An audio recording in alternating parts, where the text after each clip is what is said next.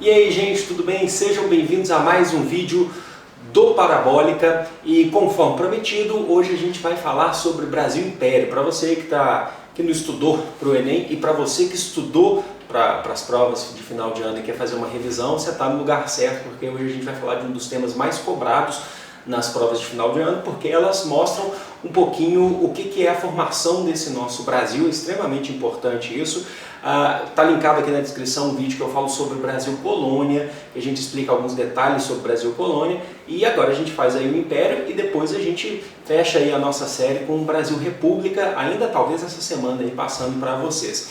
Antes de começar o vídeo falar de fato de Brasil Império, eu já queria convidar você a me seguir nas redes sociais, o Instagram, para você acompanhar o meu trabalho de fotografia, tá todo o link aí, todos os links aí estão na descrição. O meu Twitter também, segue lá no Twitter para a gente trocar uma ideia, quem sabe tirar dúvidas. Se eu estou me comprometendo a contribuir aí com o estudo de vocês aqui no YouTube, por que não também no Twitter tirar umas dúvidas rápidas lá, se vocês precisarem de mim, e também quiserem dar sugestões de vídeos, conversar mesmo de fato, segue lá que a gente vai trocar essa ideia, ok? Então vamos com calma, gente, vamos com tranquilidade, falar de Brasil Império. Então lápis aí, papel na mão, caneta, papel na mão, computador, tablet, celular, tudo que você precisar para poder começar a anotar essas principais informações de tudo que a gente for falar agora, tá? Brasil Colônia, a gente começa falando um pouquinho do processo de independência do Brasil.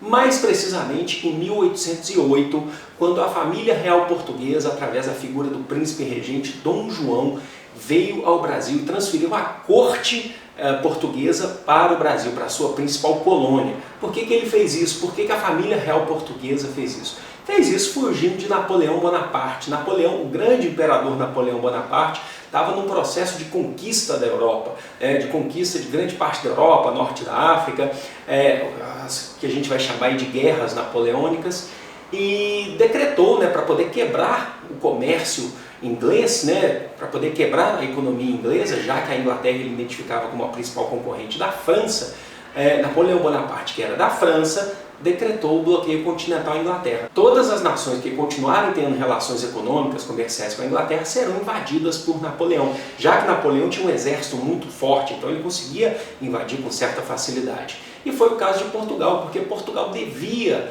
para a Inglaterra já há muito tempo, desde o período lá que a gente falou no vídeo de Brasil República, está linkado na descrição novamente. Estava devendo desde aquele período lá do Tratado de Methuen, ou Panos e Vinhos, como a gente popularmente chama.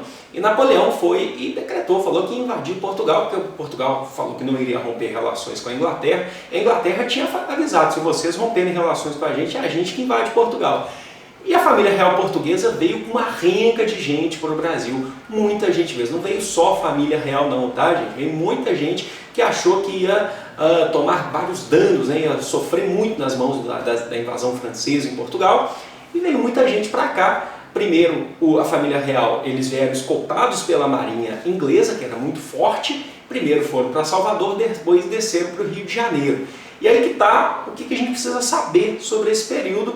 A gente precisa entender que, com a família real vivendo no Rio de Janeiro, a gente tem a primeira grande rivalidade entre portugueses e brasileiros, porque vários brasileiros, grande parte da população brasileira que vivia no Rio de Janeiro, teve que ceder as suas residências para os portugueses. Então já começa aí um período de rivalidade, tá? Já começa a se aflorar um pouco a ideia do sentido de sou brasileiro, o que esse português está fazendo aqui?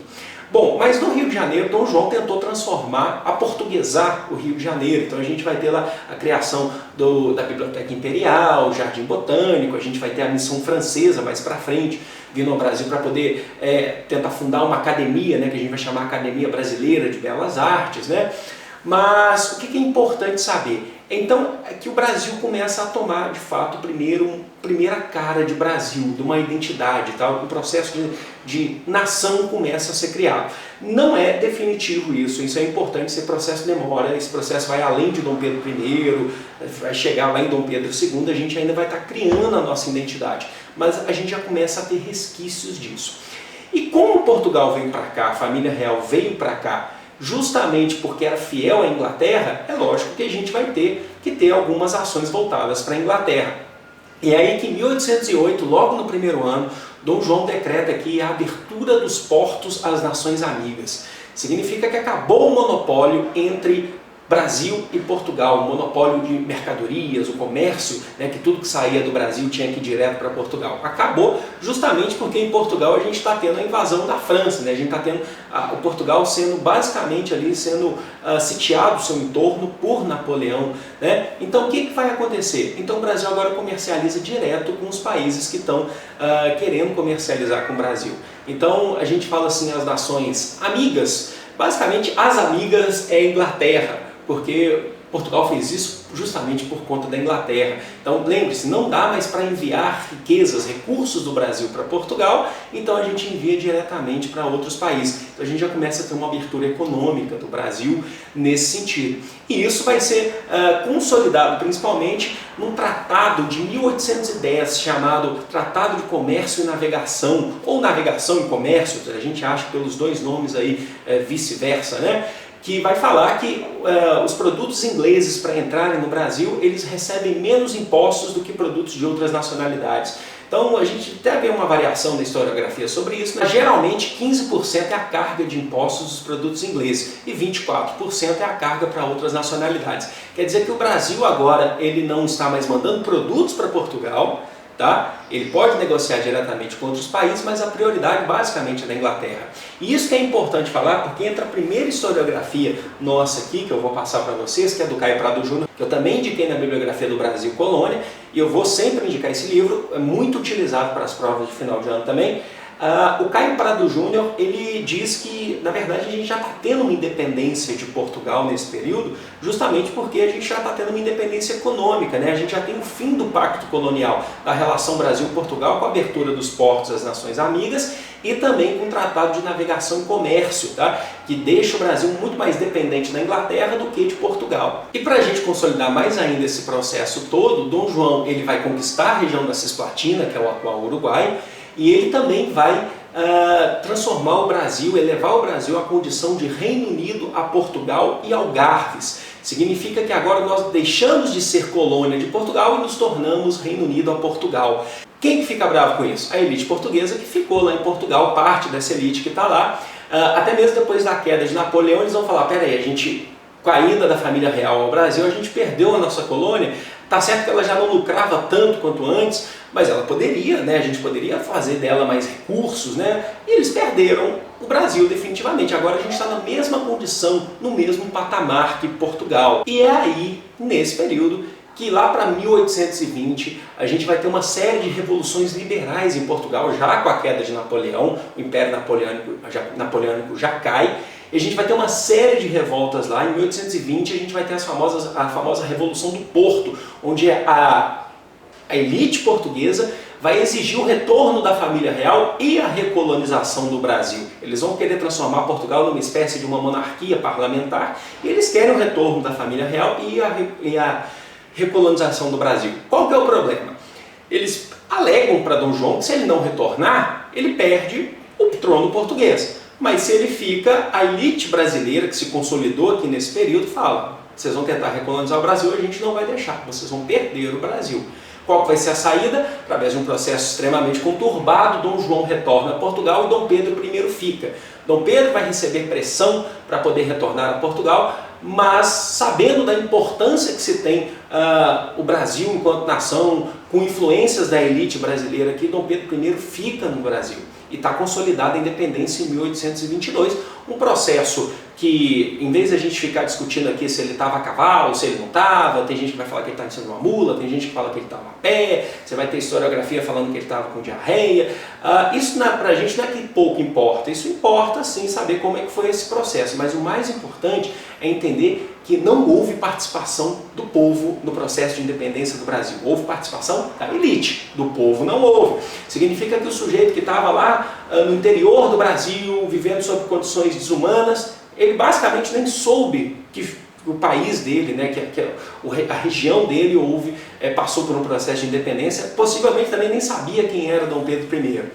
Outra questão muito importante nisso também é a escravidão. A escravidão, a gente sai da colônia e vira império escravidão não acabou. Então, assim, não houve uma mudança significativa de cunho social e econômico no Brasil. Houve uma mudança na questão do trato, do pacto colonial entre o Brasil e Portugal, mas não houve uma mudança significativa na questão econômica e social. Esse é um ponto-chave para vocês entenderem bem esse processo. Se você olhar aquele quadro que está lá no Museu do Ipiranga, em São Paulo, chamado de O Grito do Ipiranga, né, que foi pintado por Pedro Américo, você vê que não há participação popular. No máximo você tem um sujeitinho ali no cantinho do lado direito, ali carregando com um carrinho de boi, né?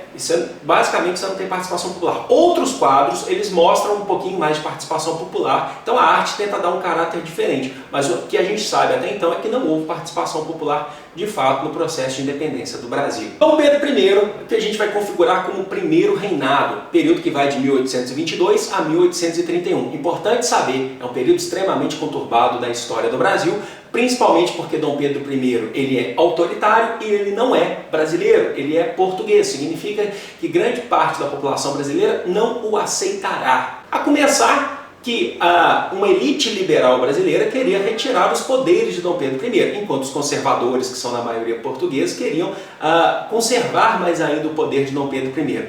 Em 1823 foi aberta uma constituinte para a gente fazer a nossa primeira Constituição. Mas devido à presença de grandes liberais no poder, né, na formulação dessa Constituição, os poderes de Dom Pedro I estavam sendo basicamente diminuídos. E é aí que Dom Pedro I vai começar a usar o seu lado autoritário, rasgando basicamente a Constituinte de 1823 e elaborando, agora de um caráter conservador, a primeira Constituição do Brasil, que é de 1824. Então guardem isso, primeira Constituição do Brasil, 1824, que vai ter lá o poder executivo, legislativo, judiciário e o moderador, que era o Dom Pedro I, que ele tinha o direito de suprir, né, todos os outros poderes. Ele tinha o direito de simplesmente ele não gostou dos outros poderes, não está indo do jeito que ele quer, ele usa lá o poder moderador. Como que vai ser o perfil do Dom Pedro I? Muita gente aí no Brasil não vai aceitar esse caráter de poder moderador, porque basicamente a gente está vivendo um rei absolutista fora do seu tempo. Os reis absolutistas da Europa, eles já acabaram basicamente, o Brasil está tendo seu primeiro modelo de rei absolutista. Inicialmente a gente vai ter no Nordeste brasileiro, liderada pelo estado de Pernambuco, que naquele tempo não se chamava estado, e sim província, uma revolução chamada Confederação do Equador, né? Parte do Nordeste querendo se separar do Brasil, tendo um projeto liberal para o Nordeste brasileiro, formando a junção, né, de várias federações, de várias províncias, formando ali uma confederação ligada aos interesses do que vem acontecendo no restante da América do Sul, né, que seriam as revoluções liberais da América do Sul. Porque, para que você saiba, todos os outros países da América do Sul e da América Central, com exceção de Brasil e México, assim que conseguiram as suas independências, se tornaram repúblicas, né? Principalmente ali influenciados por um grande libertador chamado Simão Bolívar. E o Brasil, basicamente, eles entendiam que o Brasil estava andando na contramão com esse projeto conservador. Então ali a gente teve um seminário de freis e ali saiu a figura de um grande líder dessa Revolução do Equador chamado Frei Caneca, que vai liderar esse momento de tentar se libertar o Nordeste da Constituição conservadora de Dom Pedro. Dom Pedro I vai contratar tropas mercenárias para acabar com a Confederação do Equador. É muito importante que vocês saibam isso, porque o Brasil ainda não tinha um exército, tá? O Brasil, então, Dom Pedro I ele contava muito com tropas mercenárias, advindas principalmente da Europa. E Dom Pedro I acabou com esse projeto aí dessa Confederação do Equador, mandando Frei Caneca para a forca. Frei Caneca, no final das contas, foi fuzilado, não enforcado. Ser enforcado naquele período era um ato era morrer com desonra, e ser fuzilado era ser morto com honra, porque tinham muito respeito pelo líder, além de ser religioso, entendiam que ele era um grande líder do Nordeste brasileiro. Mas as notícias que saíram no jornal foi que ele foi enforcado, não fuzilado, justamente porque senão Dom Pedro I ia perder muito moral com essa ideia de mandei enforcar, por que vocês fuzilaram, né? Entre outras coisas, Dom Pedro só foi... É importante que vocês saibam que quanto mais ele tem poder nas mãos, mais ele centraliza poder, menos a população brasileira gosta dele. Então lembre-se sempre que ele é um rei português no Brasil. Em 1825, Portugal ainda não tinha aceitado a nossa independência. E Dom Pedro, para que Portugal aceitasse a independência, o Brasil assumiu as dívidas que Portugal tinha com a Inglaterra. Sim, essas dívidas não eram do Brasil. O Brasil assumiu para ter a sua independência garantida em relação a Portugal em 1825, tá? Aquele tratado de Methuen que a gente falou lá no fundo, ele ainda estava valendo, sabe? França aceitava, Inglaterra, Estados Unidos, eles entendiam que o Brasil era independente, mas Portugal não. Nunca se esqueçam, Dom Pedro é um líder português vivendo no Brasil. E por aí vai, outras coisas foram acontecendo. O Brasil perdeu a Cisplatina, de fato o Brasil perdeu, o Uruguai queria a sua independência, eles não se sentiam parte do território brasileiro, né? Eles falavam uma outra língua, eles tinham uma cultura diferente, eles queriam sua independência e conseguiram. Dom Pedro I tentou segurar a Cisplatina, o Uruguai, e ele não tinha apoio popular e acabou perdendo. O que aconteceu? Caiu a sua popularidade mais ainda. Dom Pedro fala, para mim já deu. Ele ainda é chamado para Portugal, para retornar para Portugal após a morte de seu pai, Dom João, e ele, já usando a justificativa de que é preciso retornar para assumir o trono português, ele deixa o Brasil para o seu filho Pedro de Alcântara, que tinha apenas 5 anos. Que é o futuro Dom Pedro II, que não vai poder governar justamente por conta desse detalhe. Então muita gente vai falar que Dom Pedro I era um pai ingrato, que deixou o seu filho, governou o Brasil por 9 anos e deixou o seu filho apenas com 5 aqui, sendo cuidado pela elite, sendo preparado desde o início para ser rei, mas não podia assumir, porque assumir o reinado só a partir dos 21 anos de idade para um rei. Então Dom Pedro II fica e Dom Pedro I volta. O que a gente tem para falar desse período? Como eu falei para vocês, Dom Pedro II não pode assumir o reinado brasileiro justamente por conta da sua idade. Então o Brasil vai passar por esse período agora de 9 anos, que é de 1831 a 1840, um período chamado período regencial, que o Brasil vai ser governado por regentes políticos, né, que viviam aqui do período de Dom Pedro I, e eles estão governando o Brasil até que Dom Pedro II assuma o reinado quando ele atingir 21 anos. A gente está então começando em 1831. Entre as regências nós temos a regência trina provisória, 3 regentes governando o Brasil inicialmente provisoriamente, depois a trina permanente, depois a gente vai ter a regência una de Antônio Feijó, um liberal, Antônio Feijó, e depois a regência una de Araújo Lima. O que é importante saber sobre a regência? Importante saber que o Brasil ele tem uma diversidade cultural gigantesca, né? E quando você não tem uma centralização política, essa diversidade ela começa a se aflorar ainda mais. A gente ainda tem aquela dificuldade, como eu falei para vocês, de achar um projeto de Brasil. Então essa regência, ela governa basicamente na capital do Brasil, que é o Rio de Janeiro. Então você pode colocar aí para abranger um pouquinho mais no Sudeste, mas e as outras regiões? Elas se sentem excluídas do Brasil. Então é um período conturbado, um período onde a gente vai ter muita movimentação política e justamente isso tudo é muito mais assim... aflorado justamente porque a gente não tem a presença de um líder específico. Então é nesse período mesmo que a regência mesmo vai tentar fazer com que as províncias brasileiras não se revoltem. Então eles vão criar lá o ato adicional, que vai ser uma lei incorporada à Constituição de 1824, que vai tentar garantir algumas liberdades maiores às províncias. A gente dá liberdade para você não tentar se separar do Brasil. Então foram formadas as assembleias provinciais, né, onde eles podem escolher os seus próprios representantes, né. Também foi criada a Guarda Nacional, que vai ser uma instituição aqui no Brasil responsável por manter a ordem nesse cenário tão conturbado. E o Feijó, né, ele vai assumir essa postura, que vai ser esse regente, né, esse primeiro regente da regência una brasileira. Por ser liberal, ele vai assumir essa postura da certa liberdade para as províncias, mas isso não vai impedir com que as províncias comecem a fazer as suas revoltas. E a gente vai começar a ter revoltas em vários pontos, né? A gente tem várias revoltas mesmo. A gente lembra mais da cabanagem que aconteceu no Pará, da farroupilha que aconteceu no Rio Grande do Sul e Santa Catarina. A gente vai ter também a Sabinada na Bahia, Malês também na Bahia, e a Balaiada no Maranhão. São revoltas que vão tentar reivindicar os seus direitos, né? A população, seja às vezes população humilde, às vezes população da classe média. A cabanagem, por exemplo, no Pará, era a população humilde tentando a sua independência, a independência do Pará. A gente teve ali cerca de 30 mil mortos, né? A população lá pegou em armas mesmo e tentou lutar contra a regência brasileira. Devido a esse período conturbado e a enorme pressão, o Feijó ele cai e entra esse último regente que eu falei para vocês, que é o Araújo Lima, conservador, e ele começa a rever esse ato adicional. Fala assim, não, peraí, vamos parar com essas liberdades, né? Mas o Brasil já está uma confusão gigantesca, né? É importante que você saiba que, então, que período regencial é que as coisas são feitas nas ruas, o povo ia para as ruas protestar. Esse que é a grande questão. E o Araújo Lima ele é extremamente conservador, ele começa a reprimir essas revoltas, até que os liberais, né, entendendo que a melhor maneira da gente começar a acabar com esse período é antecipando a maioridade de Dom Pedro II, falar assim, vamos centralizar o poder de novo. E é assim que é criado o Clube da Maioridade, para discutir a possibilidade de Dom Pedro II assumir antes do previsto. E aí que a gente vai ter o famoso golpe da maioridade. Dom Pedro II assume com 14 anos o governo brasileiro e começa assim o segundo reinado. Vamos lá, gente, o maior período agora, o segundo reinado dura de 1840, com 14 anos Dom Pedro II, né, assume, Pedro de Alcântara se torna o imperador Dom Pedro II e vai até 1889. O Brasil começa a passar por algumas modificações um pouco mais significativas.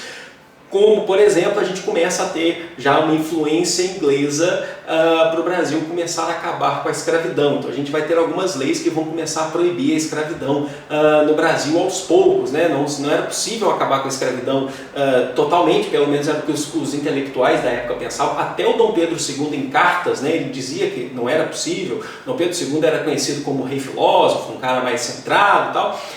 E eles começam a pensar, né? Vamos acabar com essa escravidão como influência inglesa. Primeiro a gente vai ter lá em 1850 a Lei Eusébio de Queiroz, que proibia o comércio de escravos vindos da África para o Brasil, tentar diminuir essa escravidão. A gente vai ter a lei do ventre livre, né? A gente vai ter também a lei do sexagenário, aqueles que atingissem 60 anos poderiam ter a sua liberdade, mais ou menos, porque na verdade poucos escravos chegavam aos 60 por causa da qualidade de vida, e grande parte dos escravos não tinham seus registros, e aqueles que chegassem aos 60 anos, às vezes eles tinham o direito, na verdade, de comprar a sua liberdade trabalhando por mais 5, né? Se eles não tivessem o dinheiro para poder comprar a sua liberdade, a sua alforria. Então, aos poucos ela foi acabando, culminou lá em 1889 com a Lei Áurea assinada pela Princesa Isabel.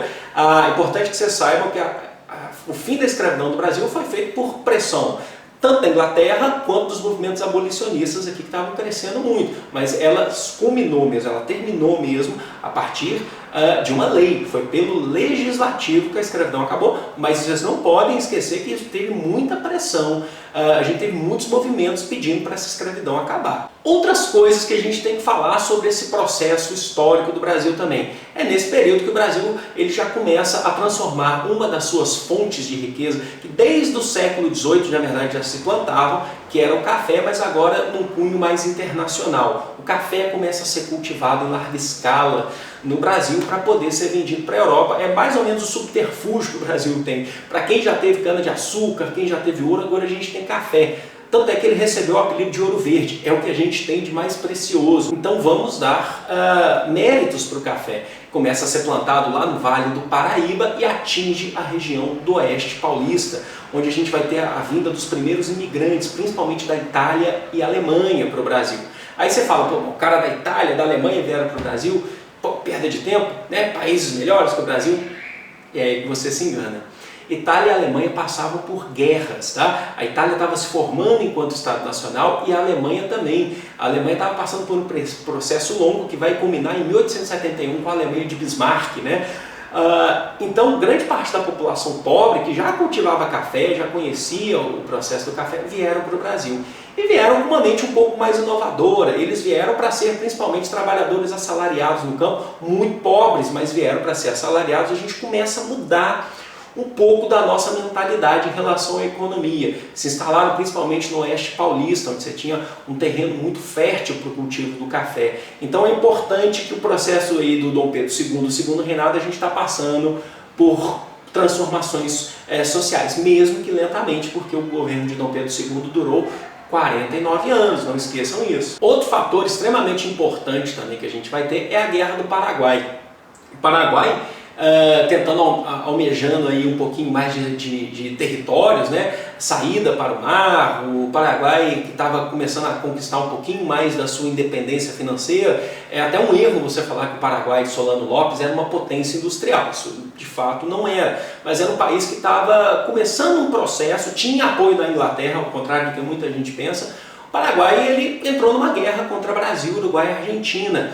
E o Brasil, Uruguai e Argentina formaram lá a sua tríplice aliança, né, financiados pela Inglaterra, e foram lá e atacaram o Paraguai. É importante entender que a Guerra do Paraguai é um conflito territorial, mas o Brasil só apanhou em 1865 na Guerra do Paraguai, pelo menos no começo. Então foi necessário a criação de um exército brasileiro. É aí que as coisas começam a mudar definitivamente. O exército brasileiro vai ser criado e grande parte dos combatentes na Guerra do Paraguai são os que a gente vai chamar de voluntários da pátria.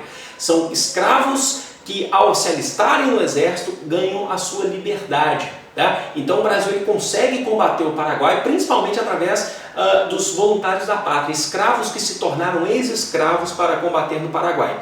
Isso gerou uma contradição gigantesca no Brasil, porque na volta desses combatentes da Guerra do Paraguai, eles olham para a sua própria família e falam: poxa, toda a minha família está escravizada, eu que fui para o exército, eu me tornei livre. Então a gente está vendo uma contradição, nós estamos tendo trabalhadores livres, ex-escravos, e a gente está tendo agora os escravos também. É uma coisa extremamente importante que todo mundo precisa saber, é que no processo todo da história do Brasil, a elite agrária rural, extremamente conservadora, sempre tentou segurar as transformações. Tá? Isso até hoje, vocês precisam entender isso com a mente, que a gente vai pensando num processo histórico gigantesco na história do Brasil. Então as transformações sociais, assim, por serem tão demoradas no Brasil, tem grande parcela de culpa das elites agrárias locais brasileiras. Bom, passado tudo isso, mais um processo de transformação no Brasil, a gente vai ter também a famosa Era Mauá dentro do governo de Dom Pedro II, onde lá o Irineu Evangelista de Souza, né? A história é muito cinematográfica, tem até um filme sobre ele, né? Que o pequeno Irineu, né, após a morte de seu pai, foi trabalhar nos negócios do seu tio no Rio de Janeiro, ele era do Rio Grande do Sul, foi ao Rio de Janeiro e começou a ter contato com banqueiros ingleses, né? E começou a entender como funcionava a economia, e ele se tornou uma pessoa abolicionista que queria o fim da escravidão e industrializar o Brasil.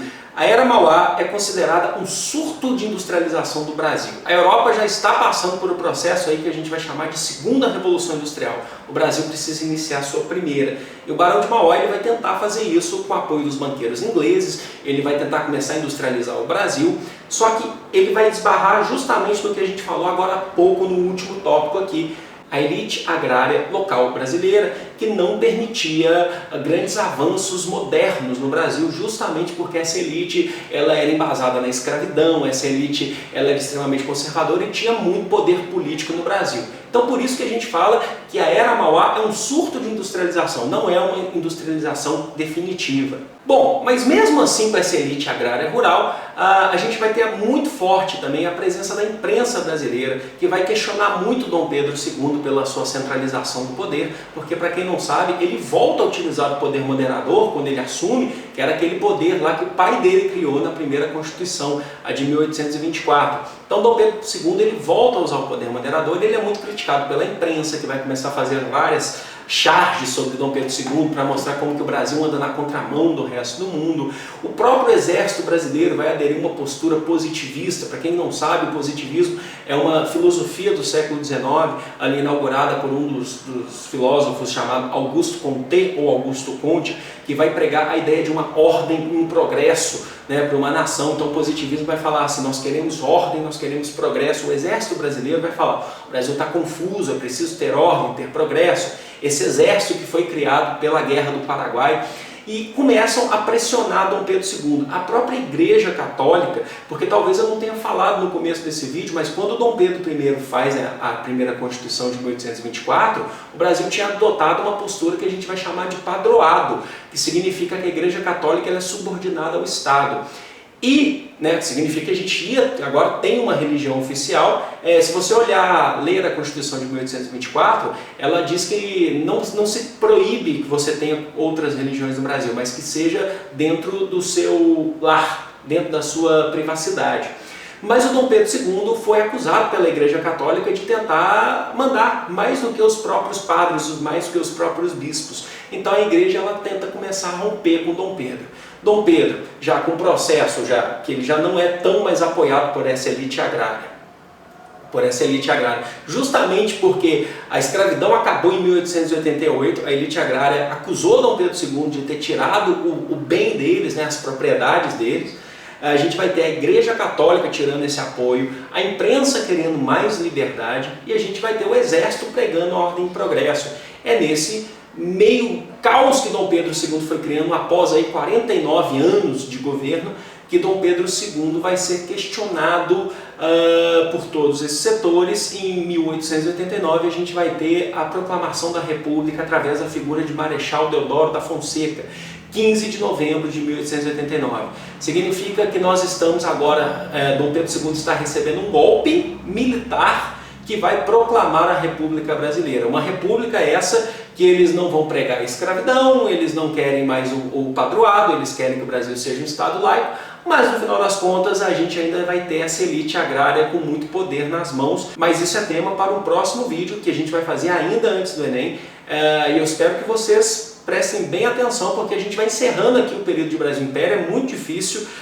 Eu não coloquei detalhadamente porque é meio que rapidão mesmo, então eu não pude colocar todos os pontos de cada período aqui no Brasil, porque senão a gente ia ter que fazer um vídeo aqui de meses, Na verdade seria aulas, Porque você sabe que não é o ideal. O ideal é a gente estudar, ter o estudo como uma ferramenta, como um hábito, Mas eu estou fazendo esses vídeos aqui para vocês, para contribuir de alguma forma, servir como revisão, ou para você que é um atrasado aí, está chegando perto das provas e não está sabendo de nada. Tá bem, gente? Eu espero que vocês tenham gostado, eu espero que eu tenha ajudado, de alguma forma vocês. Aí passou o resultado aí das provas finais, depois vocês podem comentar aqui e ver se caiu alguma coisa, se vocês lembraram, como é que foi. Eu também pretendo fazer a correção das provas de humanas aí do Enem no dia da prova mesmo, no sábado da prova de humanas do Enem, fazer uma correção, até mesmo pelo Twitter de repente, acho que vai ser muito bacana. Então, eu espero que vocês tenham gostado de fato. Não me deixe de seguir nas redes sociais, no Twitter, Instagram, colocar aí o seu comentário, exigir novos vídeos de mim. Foi um grande prazer e até a próxima. Tchau!